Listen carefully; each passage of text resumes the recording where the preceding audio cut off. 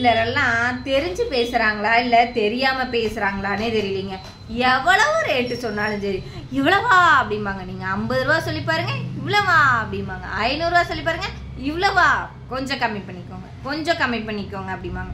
இதுக்கு மெயின் காரணம் என்ன அப்படின்னா, நம்ம ஒரு பிளவுஸோ ஒரு சுடிதாரோ ஏதோ ஒன்று ஃபினிஷ் பண்ணி கொடுக்குறோம் அப்படின்னாலும் அதுக்கான ரேட்டை ஃபிக்ஸ் பண்ணாமல் ஒரு ரேட்டை வாங்கிட்டே இருக்கிறது தானுங்க.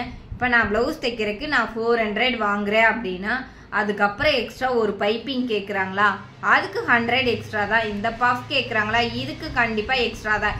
ஏன் அப்படின்னா, ஏனுங்க நீங்கள் இதுக்கெல்லாம் இத்தனை வாங்குறீங்களே, நீங்களாம் என்னங்க உங்களுக்கெல்லாம் மனசாட்சி இருக்குதா? ஒரே நைட்டில் அம்பானி ஆகலான்னு நினைக்கிறீங்க. இப்படி தான் நிறைய பேர் நினைக்கிறீங்க. இப்படியெல்லாம் இல்லைங்க. இப்போ நான் ஒரு ப்ளவுஸுக்கு 400 வாங்குறேன் அப்படின்னா அதுக்கான கட்டிங் மாஸ்டர் இருக்கிறாரு, அவங்களுக்கு சம்பளம் கொடுக்கணும். டெய்லர் இருக்கிறாங்க, அவங்களுக்கான சம்பளம் இருக்குது. கடை வாடகை இருக்குது, கரண்ட் பில் இருக்குது. நான் இதில் இன்வெஸ்ட்மெண்ட் பண்ணியிருக்கேன், அதுக்கானது இருக்குது. அது போக நான் 1 டே ஃபுல்லாக இருக்கேன், எனக்கான சேலரி இருக்குது. இதையெல்லாம் நான் எடுக்கிறேன் அப்படின்னா அந்த ரேட் நான் ஃபிக்ஸ் பண்ணியிருக்கேன். எங்கள் ஏரியாவில் பார்த்தீங்கன்னா அந்த ரேட் வாங்குறாங்க, அதனால நானும் வாங்குறேன், எனக்கு கொடுக்குறாங்க.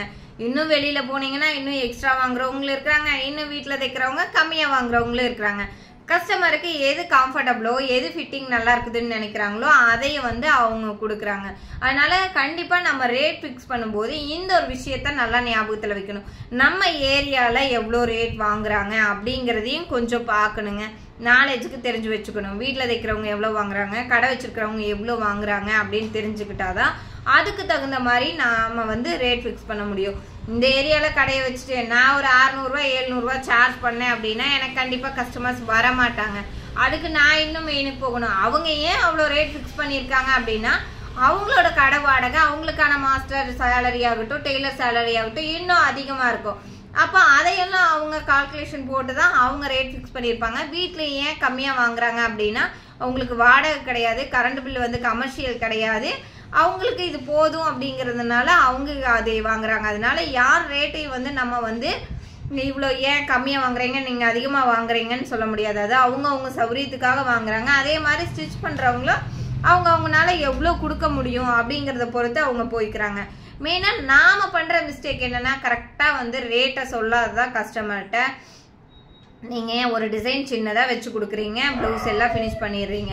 அப்போ கஸ்டமர் உங்ககிட்ட வாங்கிட்டு இதுக்கான ரேட் சொல்லும்போது என்ன இவ்வளோவா இருக்குது, நீங்கள் ப்ளவுஸ்க்கு இவ்வளோ தானே வாங்குவீங்க அப்படின்னு சொல்லுவாங்க. அப்போவே சொல்லிடுறோம், நீங்கள் பஃப் கேட்டிருக்கீங்க, பைப்பிங் கேட்டிருக்கீங்க, லைனிங் என்னை போட சொல்லியிருக்கீங்க, ஃபால்ஸ் வைக்க சொல்லியிருக்கீங்க. இத்தனையும் பண்ணும்போது ரேட் இவ்வளோ வரும். ஒன்னொன்றுக்கு எக்ஸ்ட்ரா போடுங்க. முதல்ல ப்ளவுஸ்க்கான காஸ்ட் போடுங்க, அடுத்தது லைனிங் போடுங்க, அடுத்தது நீங்கள் ஃபால்ஸ் வாங்குறத போடுங்க, ஃபால்ஸ் வச்சு அடிக்கிறதுக்கு போடுங்க, பைப்பிங்காக இருக்கட்டும் பப்கையாக இருக்கட்டும் எதுவாக இருந்தாலும் நீங்கள் தனித்தனியாக பிரித்து போட்டு பழகுங்க. எல்லாத்தையும் ஒன்றா போடுறீங்க அப்படிங்கும்போது கஸ்டமரும் கன்ஃபியூஸ் ஆயிடுவாங்க, என்ன இவ்வளோ ரேட் ஆமாங்க.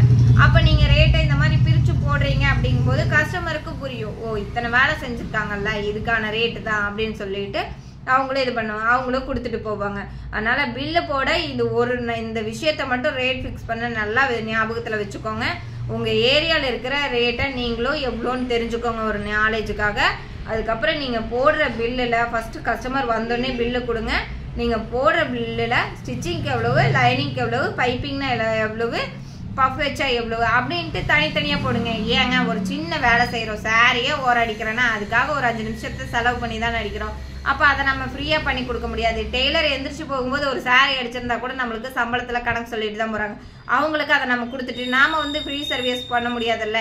எல்லாருமே சம்பாதிக்கிறதுக்காக தான் வர்றோம். நம்ம சொல்கிற மாதிரி சொன்னால் மக்களும் புரிஞ்சுக்குவாங்க. அதனால நீங்கள் இந்த டிப்ஸை எல்லாம் ஃபாலோ பண்ணிக்கோங்க. Thank you friends.